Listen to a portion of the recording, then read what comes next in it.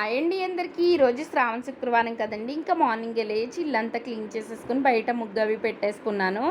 ఇంకా తర్వాత అయితే నేను కూడా ఫ్రెష్ అప్ అయిపోయి వచ్చేసి ఇలా గ్యాస్కి అయితే పసుపు రాసుకొని కొంచెం కుంకుమ బొట్లు కూడా పెట్టేసుకుని అమ్మవారికి అయితే రవ్వ కేసరి స్వీట్ అయితే ప్రిపేర్ చేస్తున్నానండి నైవేద్యంగా.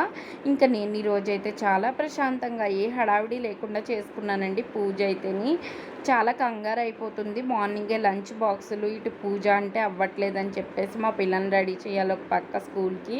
ఇంకా మా పిల్లలు మా పతిగారు వెళ్ళాక అప్పుడు నేనైతే ఇవాళ ప్రశాంతంగా పూజ చేసుకున్నాను. ఇంకా గడపకు కూడా ఇలాగా పూజ చేసేసుకుని తులసం దగ్గర కూడా నైవేద్యం పెట్టేసుకుని దండం పెట్టేసుకుని అప్పుడు మినప్పప్పు అయితే నానబెట్టానండి.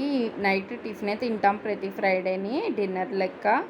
ఇంకా తర్వాత అయితే నేను కూడా స్వీట్ తినేసి వంట అయితే ప్రిపేర్ చేసుకుంటున్నాను.